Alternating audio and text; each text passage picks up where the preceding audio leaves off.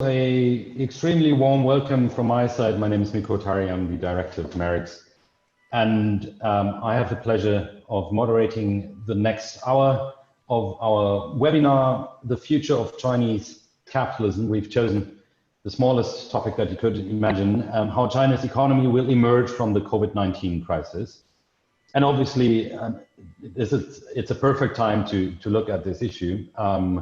With the National People's Congress coming to a close, us getting a greater insight into how the Chinese stimulus package will look like. We're also watching carefully what China's 14th five-year plan will look like in coming weeks and months.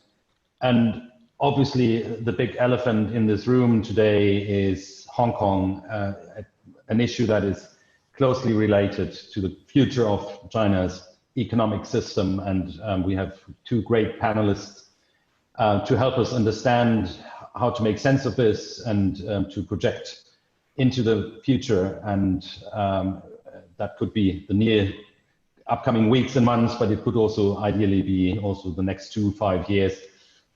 We have Dexter Roberts, is a non-resident senior fellow at the Atlantic Council and a fellow at the Mansfield Center at the University of Montana. He was formerly the China bureau chief at Bloomberg Business Week and reported from China for more than 2 decades. He is the author of a recently released book, The Myth of Chinese Capitalism, the Worker, the Factory, and the Future of the World.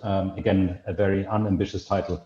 And extremely pleased to have you here, Dexter, today, and we look forward to your insights in a few minutes. We also have Max Zenglein. He's the chief economist at MERICS here. You've seen him in earlier webinars of MERICS, and with these two colleagues, I think we have a great setup for the next hour.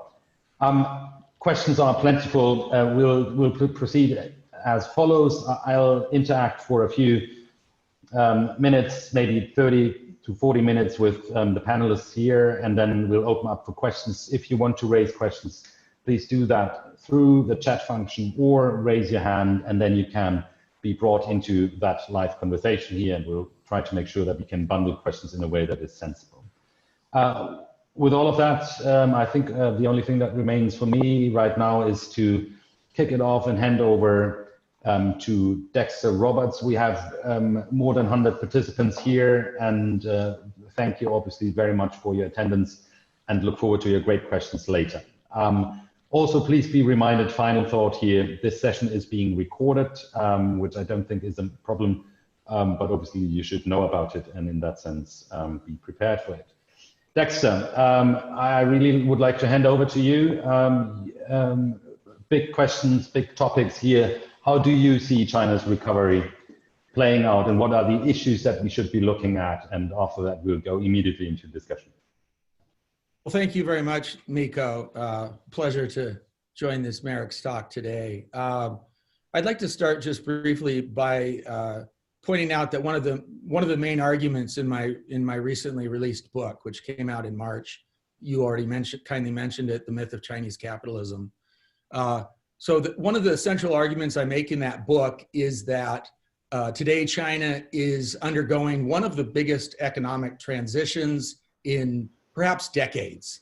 And I would say that this transition is certainly the biggest since China entered the World Trade Organization in 2001, and possibly is the biggest all the way since Deng Xiaoping launched reform and opening back in the late 70s, early 80s. So the argument I make in my book, again, is that China's confronting this extremely challenging transition. What is that transition? It's the transition from its old economic model, which is the factory to the world, producing relatively cheap goods, mainly for export, and very heavily reliant on the low wages of its very large migrant workforce. So for a variety of very apparent reasons, that model no longer works.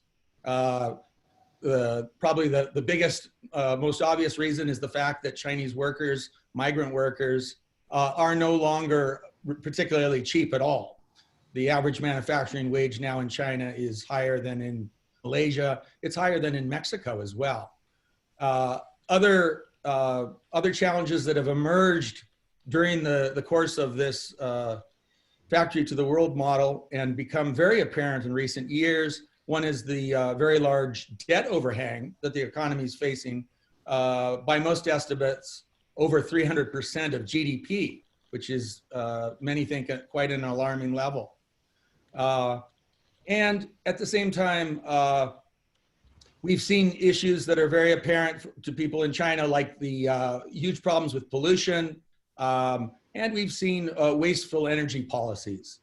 So what are they trying to transition to? Well, it's quite obvious because the leadership has been telling us for quite a few years, not just the last couple of years, but starting back at least since a big party plenum in 2013, they've been saying that they must move away from this factory of the world model to a much more consumption-driven economy, one that is much more reliant on the spending power of its own people, a much bigger service economy.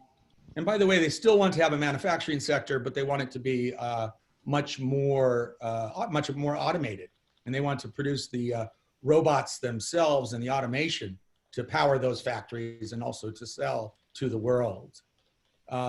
So the argument, again, the second argument central to my book is that this transition will succeed or fail depending on the degree to which they can bring the other China, for lack of a better expression, of migrant workers, some 300 million strong still, and their relatives in the countryside, which is another several hundred million people, better integrate them into the economy. Up to date, though that very large group, which numbers in population significantly larger than the population of the US, the country I'm from, have actually been treated as second-class citizens, and particularly through two policies I look at in my book, legacy policies that date back to the Mao era, the household registration policy, or the hukou policy, and the dual land policy. So my book came out on March 10th. I was in New York. Many events were then canceled, and later I was very lucky to move and start doing these digital events like the one we're doing today. So my book came out at a point when, although that was the week that New York pretty much shut down, and I left New York early, as you would imagine, nowhere in my book do I mention COVID-19 or the coronavirus. It did not. We were not aware of it when we closed my book. But I would argue today that COVID-19 makes this transition that China's now facing even more imperative now. It also happens to make it potentially more difficult. And why does it make it more imperative? That's because following the 2-year trade war with the US, now with COVID-19, it has become painfully apparent to the Chinese government that they can no longer rely to the degree that they did in the past on the rest of the world to boost Chinese growth. So they know that they have to move much more quickly towards a domestic consumption economy. As a matter of fact, Xi Jinping last week, I believe speaking to the CPPCC, made that point. He said we have to move much more quickly to an economy that's driven by the consumption of our own people. So that is now very, very obvious to the Chinese government. They have a couple of potential paths forward. The hopeful one is that they realize that they do finally need to move to reform and end these legacy policies I mentioned earlier, household registration and dual land policy, which then could unleash a whole new wave of productivity in the Chinese economy.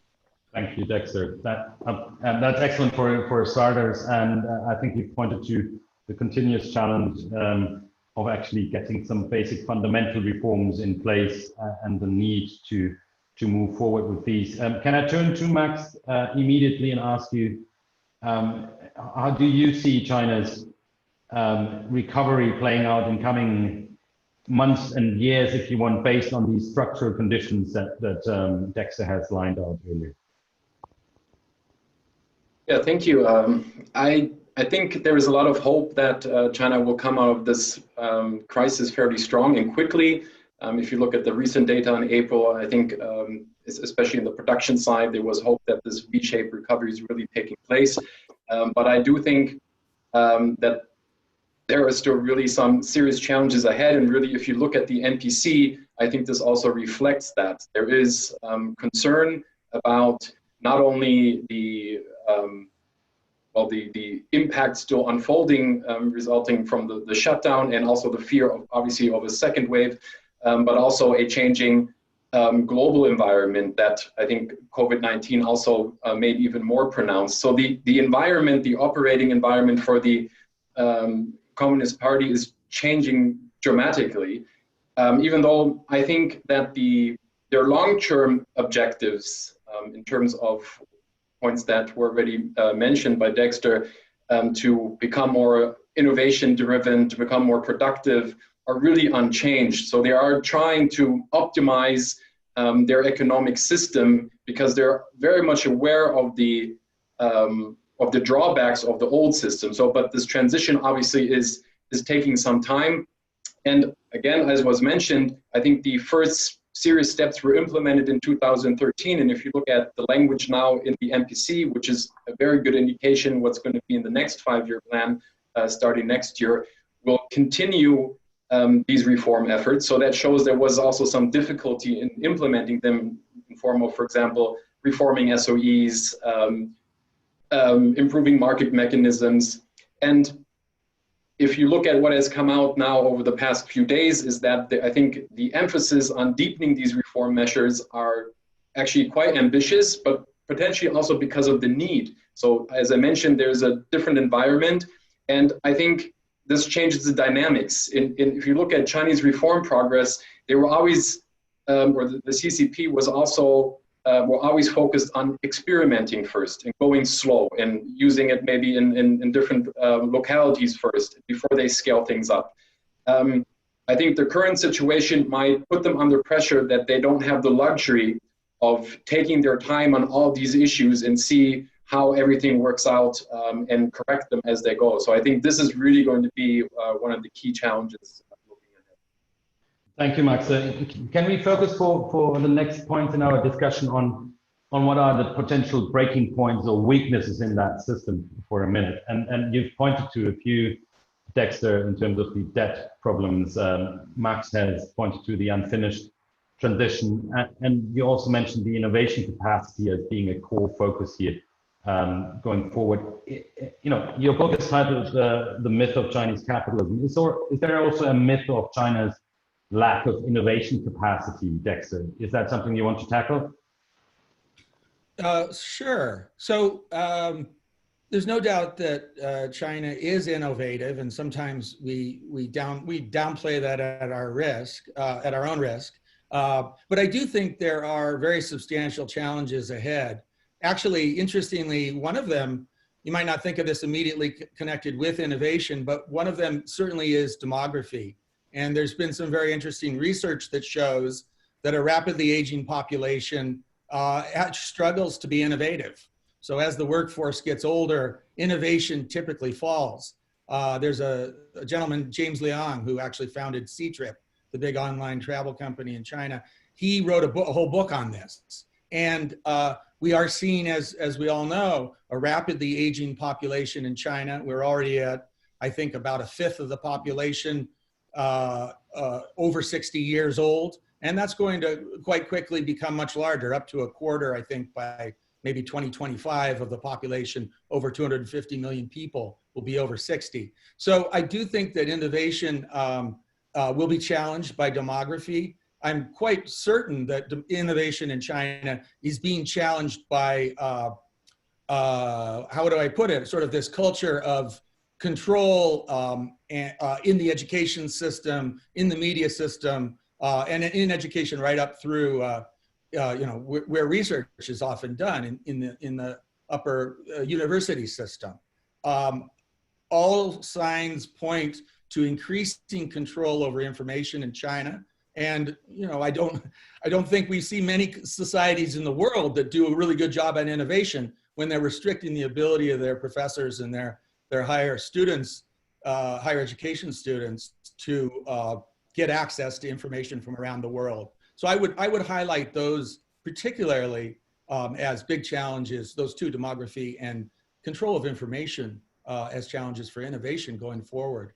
Yeah, thank you, Dexter. Max, can I challenge you to tackle another big issue? And we've already seen indications in the NPC and also the Xi Jinping statement that Dexter mentioned from last Saturday at the consultative conference.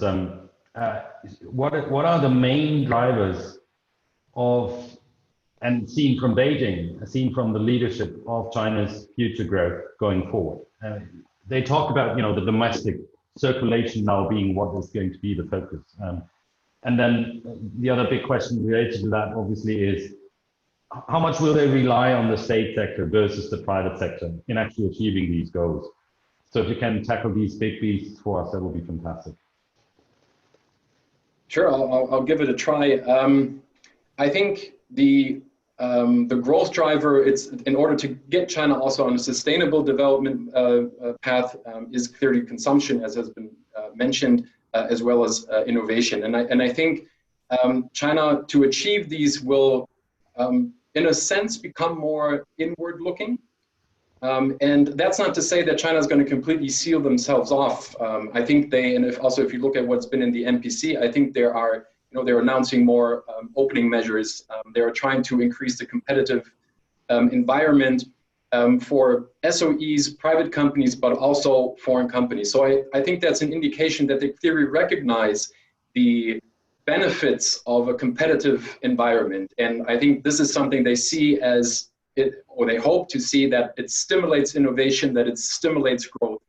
So I think these are really some key issues where they're no longer in the position to rely so much on growth coming from its global trading partners. They have to become more inward-looking in a sense, to look for these untouched growth potential. And we're seeing this, I find interesting, again, a warming up of old ideas as the Go West strategy. I mean, this is something that goes way back. This is again coming into or becoming a focus, and that kind of goes into that direction. And maybe to touch upon a point that Dexter mentioned, I think this Go West strategy, as in the past and as it is now, also aims at still making use or best use of migrant workers and labor-intensive work. So I think there is still a lot of unproductive, so to say, low-educated elements in the workforce that are still very much able to do the work that China has, but just it's geographically potentially shifting. I mean, I think that's clearly a challenge, but I mean, just as some examples, if you just look at some industries like in the consumer industries like toys, this is clearly still dominated by China. So these structural shifts are being quite slow. And I think one of the key challenges is that China needs to really pay attention not to have even deeper divides in the society that are already there. And I think the COVID-19 outbreak is even making these potentially more pronounced, which is also a reason why I think there has been a tremendous effort on looking or on focusing on employment issues, on social security issues. So I think these are things that, again, have been in the pipeline, but are becoming now more urgent and putting the Communist Party under pressure to find solutions. Thanks, Max. It's fascinating to see this vision of a catch-all economy somewhat playing out. And but let me get a bit deeper with you, Dexter, into that issue of employment, migrant workers, unemployment currently in this crisis. We estimate have it between 60 and 100 million unemployed. The migrant workers having difficulties going back to work. Social security system obviously not in place to manage all of this stress. So how is this going to play out in the next months? What's the solution for that problem seen from Beijing? Well, I think, first of all, the unemployment situation is far, far worse than the official figures indicate. We all know that the official unemployment figures, which now are still running around 5% or 6%, have long been very questionable. And I just note that, as a sort of a very obvious sign of how sensitive the unemployment figures are, or how sensitive unemployment is, we had I'm sure you heard about, we had a research house in China put out a report not long ago that estimated that employment might be reaching 20.5%. And they immediately, after putting the report out, and there was pushback from the government apparently, retracted the report. And then their head of research was dismissed from their position. But it is clear that unemployment is a very serious problem, anecdotally, and also from different research done by academics in China. When we look at some of the figures that the government has touted as they've emerged from COVID-19, you'll notice they often talk about how much production or what proportion of enterprises are now back in business. But they often, in most cases, have not told us what being back in business means. So, for example, they said a month or two ago that 85% or 90% of enterprises were in operation again, but they didn't tell us at what levels. So whether that factory was running one factory line rather than 6 factory lines before, or how many employees actually might be working in that enterprise that was back in operation. So I think COVID-19 is bringing this challenge that was already there with unemployment very much to the head. The migrant workers, who I focus on very much in my book, are central to that question going forward. And as I mentioned earlier, the Chinese government sees the service economy as key to solving that unemployment going forward, unemployment situation going forward. And I think they're right to do so. And we've already seen more than 50% of migrants in China not employed in manufacturing or on construction sites, but actually now in service industries. The key question is, what kind of jobs will those be? The Chinese government has hoped, for obvious reasons, that those would be more skilled, better paying service jobs.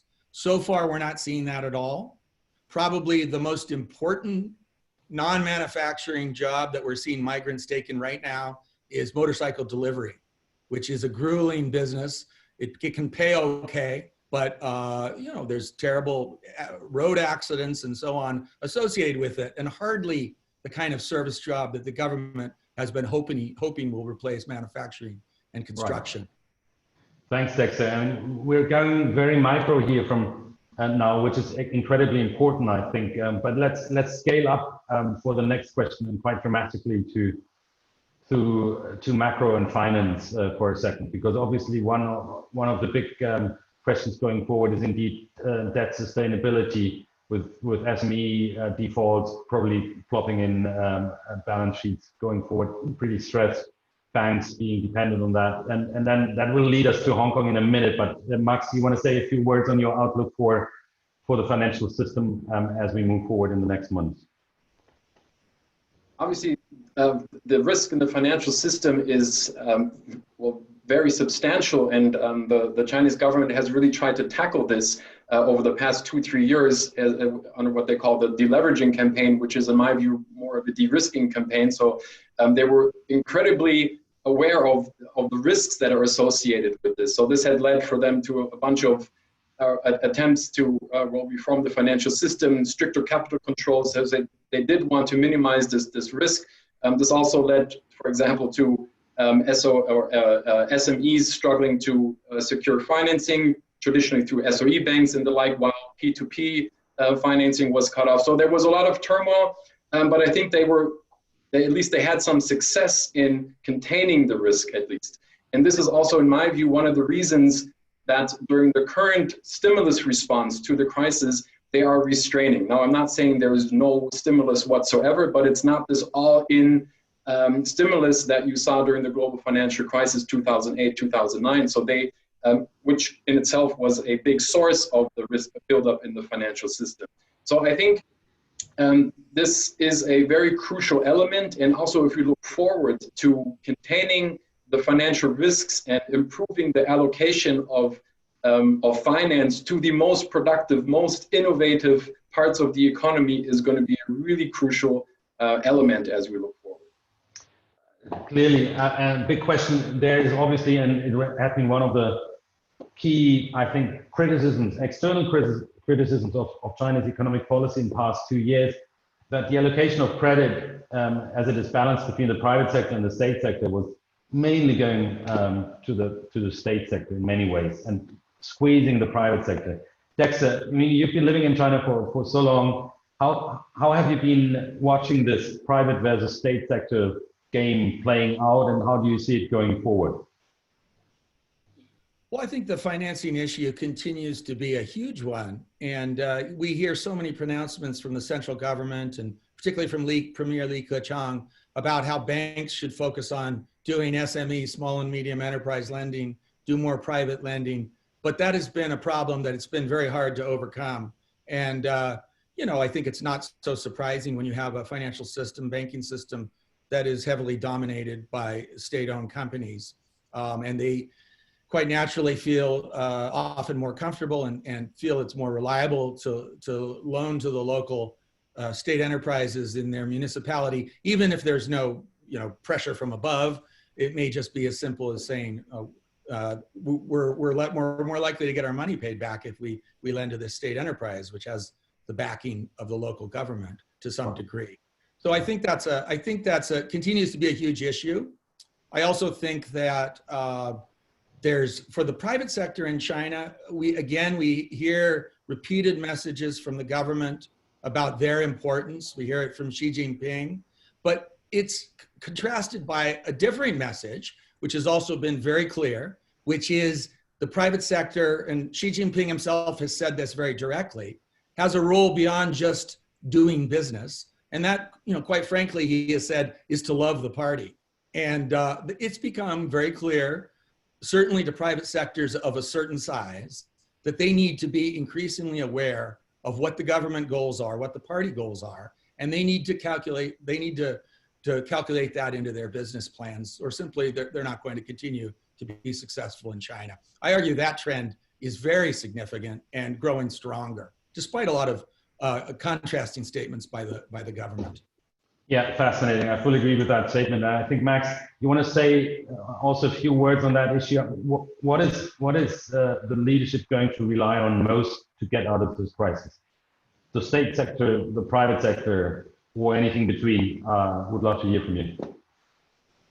I could also not agree more. This is really one of the crucial questions. And we talked earlier about efforts to strengthen market reforms in the competitive environment. But so in this sense, you have the ambition to increase or expand economic liberties that are necessary. But at the other side, you have these political restrictive environment that is just increasing. So you have, I honestly don't think the Communist Party sees this as a contradiction. Even to most of us, it would seem as a contradiction. And how this really plays out is, in my view, going to be a key whether or not the Chinese model is going to be a success if they break through and achieve or break through and become this innovation power that they really acclaim to be. And this raises also the question, because you already mentioned that for a lot of the companies, anticipating or actually precisely knowing or delivering on what the government expects is becoming more and more important. And here's the question, are we seeing a new evolution of state-owned enterprises in China? So at least if you look at these key tech companies, how much can they really take liberty in their decision-making? Now, even though they're not owned by the state, but the political control element is so strong that it impacts their decision-making. So is this really just an evolution? And do we have to think about state-owned enterprises in China in a whole different way? And I think this is really something that's going to keep us very busy in the next few years. What's keeping us busy these days, obviously, is a major political development, which has potential far-reaching impacts for China's global standing and also economic prosperity in many ways. And that's the role of Hong Kong. And both of you have vast experience in working with or in Hong Kong. And I would love to hear from you, just really your gut feelings at this current stage. How is this going to play out? I mean, obviously, we have seen the decision now to move forward with that legislation, and which is a remarkable development and absolutely against any international commitments that the Chinese side, at least in my reading, has been engaged in, including a potential massive challenge to the one country, two system principle. But obviously, there's very little that the international community will be able to do on this because the CCP leadership seems to be all in and set in its path.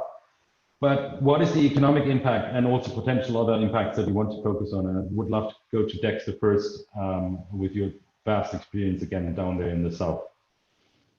Well, so I was actually in Beijing I moved there in '95. So I was there for the return of Hong Kong. They called Huigui, return to the mainland. And I joined the celebrations as a journalist in Tiananmen Square. And at the time, all of us journalists were making predictions about what that meant. And one popular viewpoint, which I must plead guilty to, was that Hong Kong would change China, and that bringing it back in was something that it was good for China, but also would put pressure on China to change this more open environment. Well, I have discovered that I was completely wrong, as were other journalists. And instead, China's made it very, very clear that they intend to radically change Hong Kong. And I think the latest announcement of the national security law, which apparently passed at the NPC in Beijing with maybe 2 votes against it. Now they're going to, out of more than 2,000 votes. It's clearly a high priority now to push this in Hong Kong. And I think we can see that move to a degree as sort of a sign from the Beijing leadership of the fact that they are putting political priorities over economic priorities. They knew well before they pushed this national security law that they knew what the response would be. And in the US, we've seen with the recently passed act, the Hong Kong Human Rights and Democracy Act. I don't think it's a huge surprise probably to the leadership in Beijing that the US might respond in that way. They knew that many more Hong Kong people would take to the streets and protest, but they decided that it was worth it, that political control and clamping down on what they saw as unacceptable demands for autonomy in Hong Kong was more important than the economy.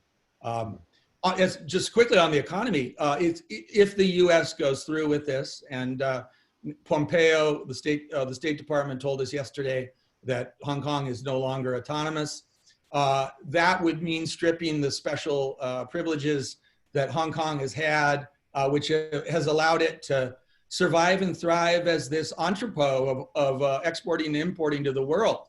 And they would face the same tariffs potentially as China does. That would destroy Hong Kong's economy. And again, I think, so I mean, that's what we're looking at right now.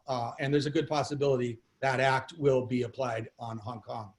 Thanks, Dexter. Max, what are your thoughts?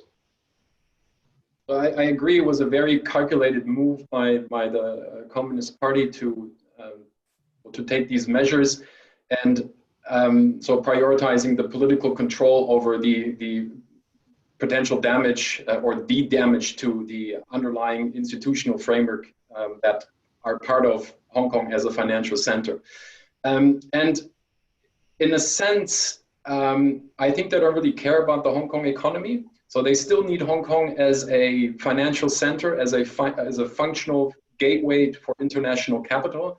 And for all that matters, I mean, trade and investment, or at least trade and as the import and export function of Hong Kong is less relevant for China in its sense. So from a strictly Chinese perspective, I mean, they can burn down most of the house as long as the living room or the financial center is intact. That's good with them. And I think this was also the part of this calculation.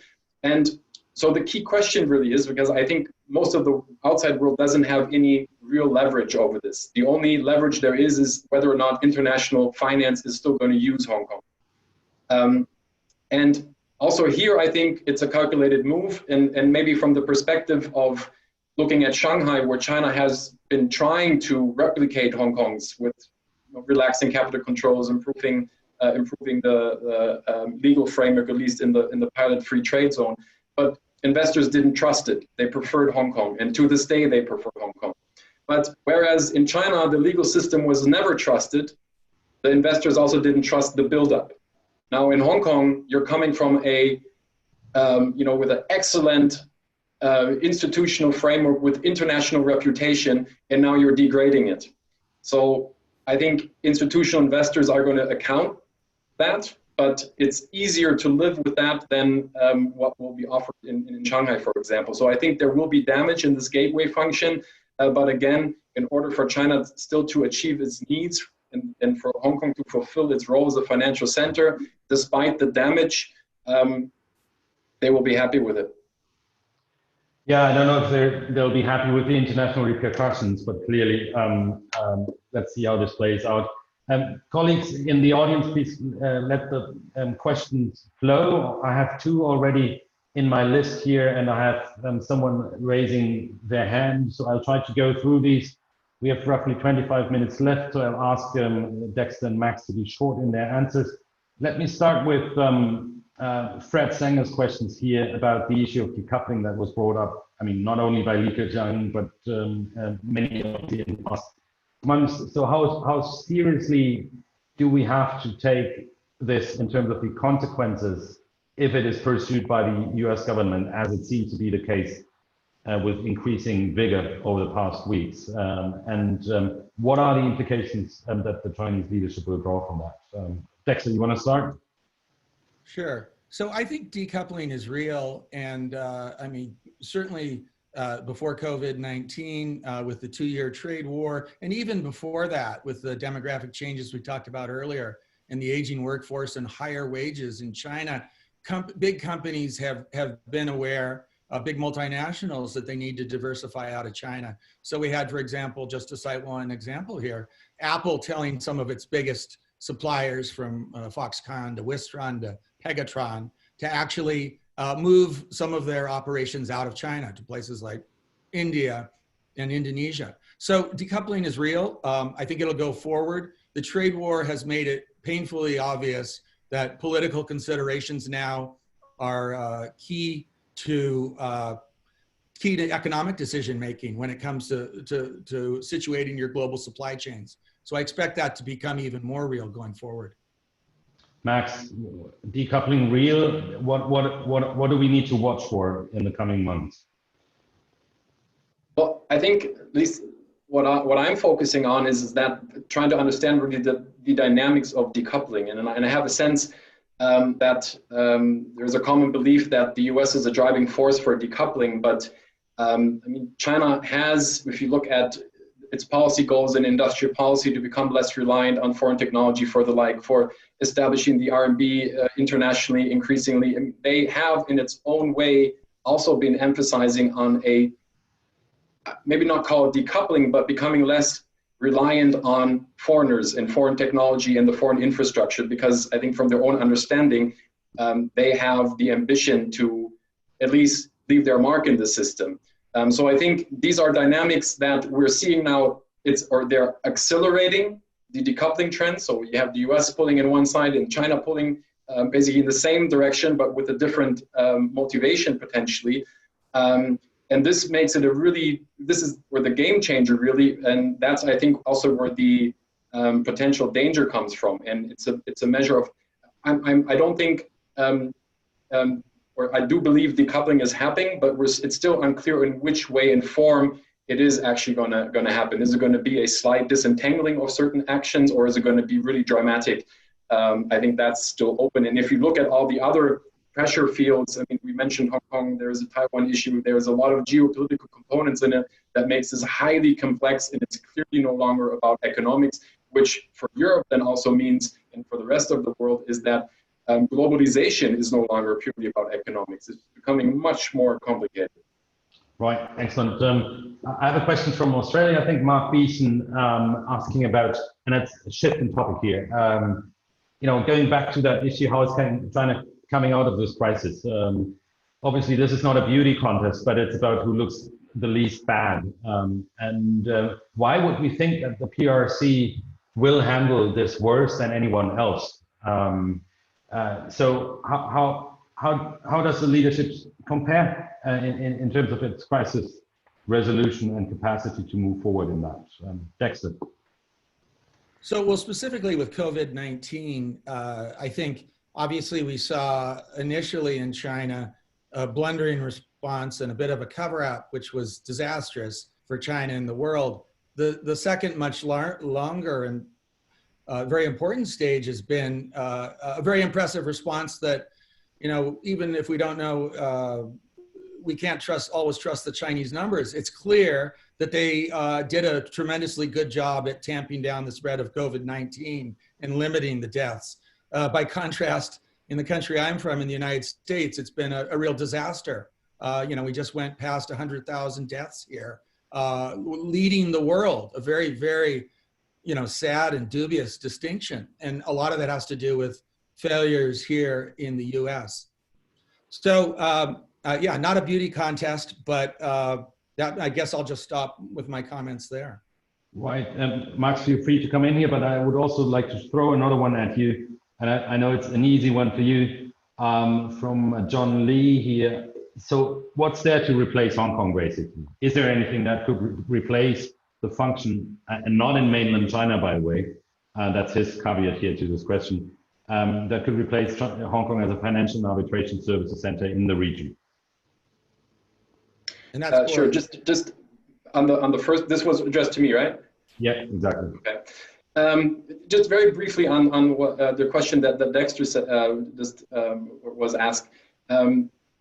I think if you look at how the West has previously responded to the global financial crisis or COVID, China's clearly not impressed. So I think that is also reinforcing not only the Communist Party, maybe also parts of their population, that the Chinese model might be the right one for them. As for Hong Kong and potential replacements outside of China's control, I don't think this is really a viable option. So what is there? There's Singapore, there's London potentially. Clearly they're already stepping back from New York because of the political dynamics. So I don't really think there are any alternatives. You have some of measures that have been taking place, like the London Stock Connect, for example, and there was some activity in Frankfurt. But really, these are very small scale. And also, if you look at the structure, and I think most people will think Singapore would be the natural alternative, but the structure of the financial market in Singapore is a very different one. So it's more on wealth management products in the area of IPOs, for example. Singapore is not really an option. So I don't think there are really any key alternatives. And plus, why would China, as a rising global power, want to have its main international gateway not under its control? So I think this is just makes it extremely unlikely. Of course, there might be some elements where they try to, during the transition phase, make more heavy use of this, but this will at best be complementary and not more. Right, we're sticking to Hong Kong for a minute. Question from our Spanish colleague, Mario Esteban. And it's still on Hong Kong, but it's more on the US side. I think the question that he has is, as you know, the role of Hong Kong in the economy of the PRC has decreased, and we now see the idea of having economic sanctions against, or basically the withdrawing of privileges to some extent from China playing out in Washington. How would those sanctions actually be supposed to improve the autonomy in Hong Kong or the well-being of the Hong Kong people? So who is it actually hitting? And would that be a suitable strategy to change, I assume, the current trajectory of the CCP approach to Hong Kong? And that's to Dexter. Well, obviously, it's going to hit all of Hong Kong and hit the Hong Kong people very badly if indeed this is carried out. I think I'm not in Washington, and I've never been part of Washington, but I think the logic is that the same as sanctions all around the world. The hope, I think, is that the threat of this or the imposition for a period of time, it is an annual review. It's not something that changes permanently. That the pressure from either the threat or the actual imposition of the sanctions could change behavior. I would hope that that's the rationale in any case. And you know, it's the law now in the United States. It was passed by Congress. It was signed by the President Trump in November. And what is supposed to be done is the State Department in the U.S. Is supposed to basically guarantee that China continues to provide a high level of autonomy for Hong Kong, as promised, of course, under the 1997 agreement between China and the UK. And frankly, I think this is a classic example. It's very obvious that they are not providing that autonomy. And so, you know, this is the system in the US. We have a law, and this is what we're supposed to do. Again, back to the questioner, the speaker's main question. Yeah, of course, this will hurt the people of Hong Kong a lot, and I'm very concerned about that. I wish that we didn't have to get to this level. I also wish that China didn't think that this was the appropriate time to push a national security law in Hong Kong, which frankly is going to cause more violence on the streets and hurt a lot of people as well there as well. Right. Sticking again still to the issue of Hong Kong, and then I'll try to pull us back a little bit for the last 10 minutes towards the big picture questions, and obviously Hong Kong is part of that. But how will the new situation in Hong Kong affect the private investment of mainland China elite in and through Hong Kong? Obviously, we all know the extremely important function of Hong Kong also for wealth management of the richer part of China. How is this going to play out going forward, as you can predict at the moment, Matt? I would see two elements to that. One would be actually that you will have the potential of wealth going into the real estate market, buying up properties as maybe foreigners leave and it's becoming less international, Hong Kongers flee, or values just drop based on that. So this would lead capital flowing into Hong Kong. Now, in terms of Hong Kong being a safe haven for Hong Kong's for Chinese elites, I think that belief has already taken damage anyways in the past. So it was a traditional gateway, and then so get your money out of the mainland into Hong Kong and then move it on. So I think that role has already changed. So I don't really see much dynamics here. I think that if China would really start to clamp down on this function, that would mean that capital controls in Hong Kong would be in place de facto, and that would be then really there's no way to believe that Hong Kong can function as a financial center at all. So speaking as a Chinese billionaire, I don't think there's going to be much change. All right. We're shifting gears a bit away from Hong Kong for a minute at least, and then back to it after the webinar. You know, there's financial stress. We've discussed it earlier, and COVID-19 is adding to that. How will this affect China's global role as a creditor with regard to the Belt and Road projects, China's global geo-economic presence as it has been felt across the globe, including in Brazil? This question is coming from Marcelo Ninho, a Brazilian journalist. So the future of the Belt and Road under the impact of COVID-19, and it goes to Max, and then I have a second one for Dexter in a minute. I think we also have to distinguish what are the long-term ambitions. So these are unchanged. So there might be some slowdown. China will become more focused on and prioritizing projects, but this is nothing really new. I think this is something we've already seen in 2017 when overseas foreign investment activity by Chinese were much more controlled. So I think we'll see similar elements to that, but really no strategic shift in this. Right, and again, I hope the audience is doing that right with us, but we're going back to Dexter's core issue also in his book covered, you know, the perception of inequality, rural-urban divides. So this is about really economic inequality in China, and what's the most pressing issue that would need to be addressed with regard to a better integration of these migrant workers that are now suffering so much. Yeah, so I just, on the last question, I was looking at the numbers for soybean imports into China for April, and from Brazil, they were up about 2%. From the US, they were down over 60%. And this is despite the so-called phase one agreement between the US and China, which is predicated on large agricultural purchases by China of US agricultural products. So I think the desire to continue to develop those relationships via the Belt and Road is only going to become stronger. On the last speaker's last question, I think I think inequality is a huge challenge for China. If you look at when I arrived in China in the mid '90s, the gap between those with urban hukou and those or urban household registration and rural household registration was about 3 to 1. So the incomes earned in the cities by those with the proper household registration for the cities was about 3 times as large. And that figure is actually pretty much the same right now. It's shifted a little bit. So, so that still continues to be a large gap that the Chinese government is trying to deal with. If you look at the larger wealth gap, we've seen an explosion in wealth inequality in China. Thomas Piketty, the noted scholar of inequality, has done research on this along with a gentleman named Gabriel Zuckman at Berkeley. And they find that not only is the gap in China one of the world's largest, but it's growing at one of the fastest rates in the world, equivalent to the degree to which it's grown in Russia, which perhaps people will be more surprised that it's happening as quickly in China as it is in Russia.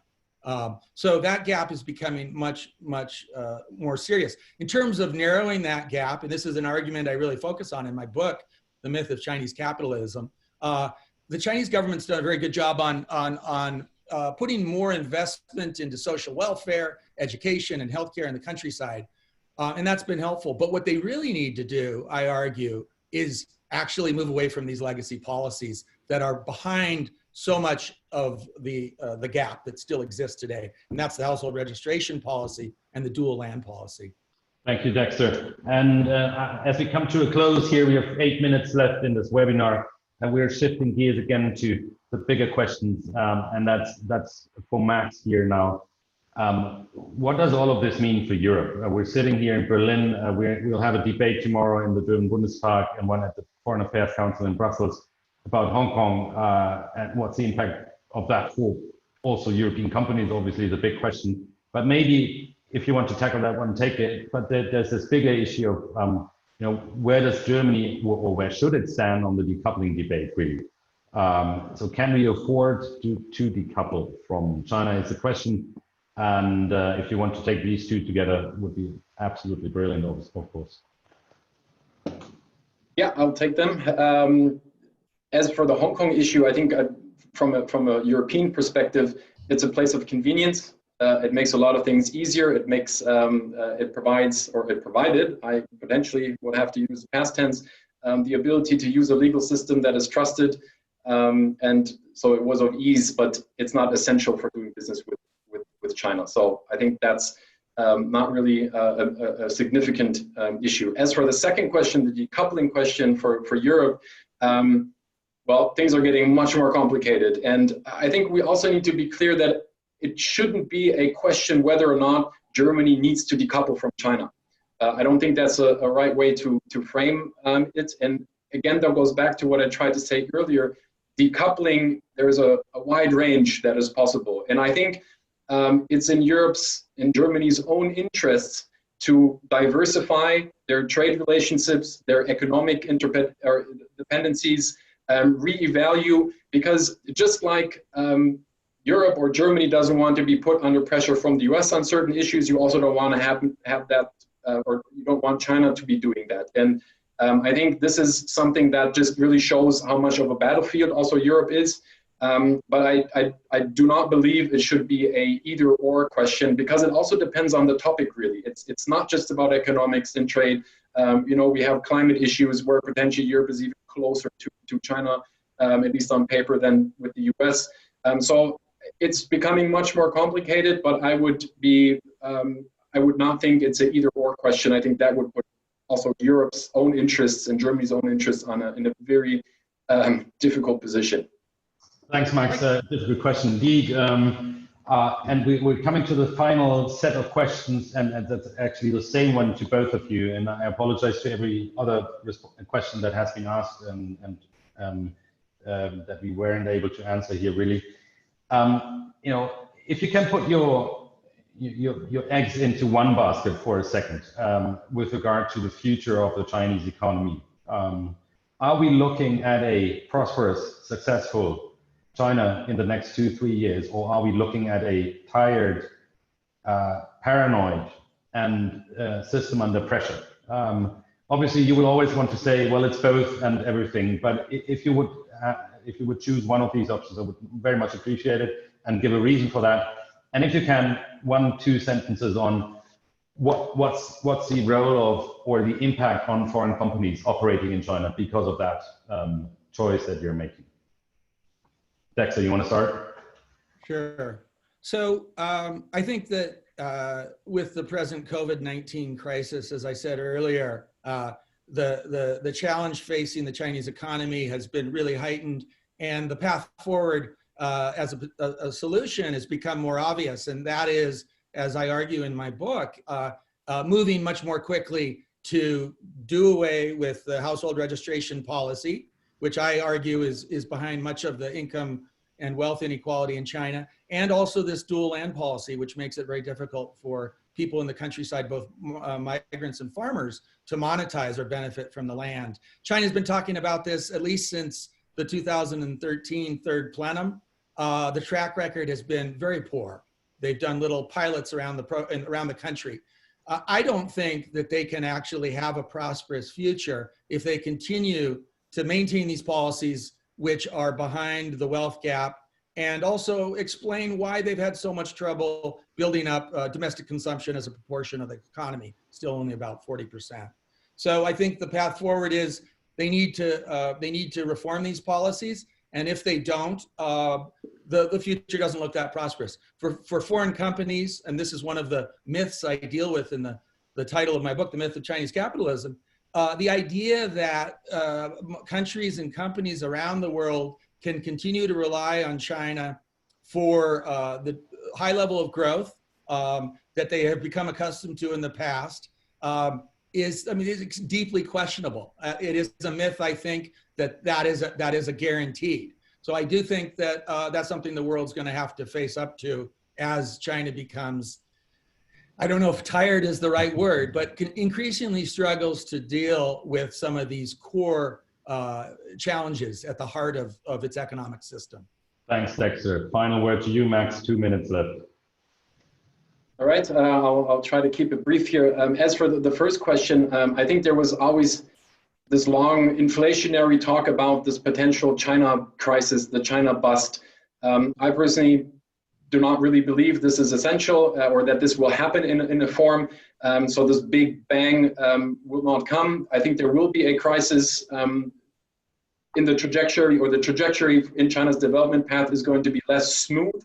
But in general, they will also make the necessary adaptations to deal with that, to also take into account issues for the middle class, which they have already shown to do. I mean, topics like environment and labor have increased, have improved. So I think they're very, even though it's not a democracy, but they still respond to certain needs up to a limit. So I think we will see this consistent evolution of the Chinese system. And of course, they will not be successful in all areas, but they will also make necessary concessions and then just be content with that. So I think, and this goes a bit into the second question also, I think there is clear limitations in the global aspirations that China has, just because the environment has changed. And I think the Chinese model attractiveness abroad has severe limitations. At least I hope that persists. So I think that has some limitations for China, but within China, in its immediate environment or neighborhood, that might be different. So I think that's really the limitation. But in terms of a global power, I do see these limitations. And for foreign companies, similar to what I said earlier, the competitive environment is changing. And I think the past 20 years with the inclusion in the WTO has had its own dynamics, having globalization where China became a central point, not only for global supply chains, but also for global growth. And I think this period is, I don't want to say coming to an end, but it's peaked in a way. And the world is going to begin to diversify. Supply chains are going to be shorter. As I mentioned, the view on globalization is a very different one. They need to factor in the political risks, and these are not going to go away. So as shocking it, or as desperate it might sound in views of, or I think as resistant as companies will be to the this idea, they will need to shift and reinvest in other areas. And again, I don't think everybody's going to abandon China. That's nonsense. But in terms of doing new investments, building up new capacities, you're going to put your eggs in different baskets.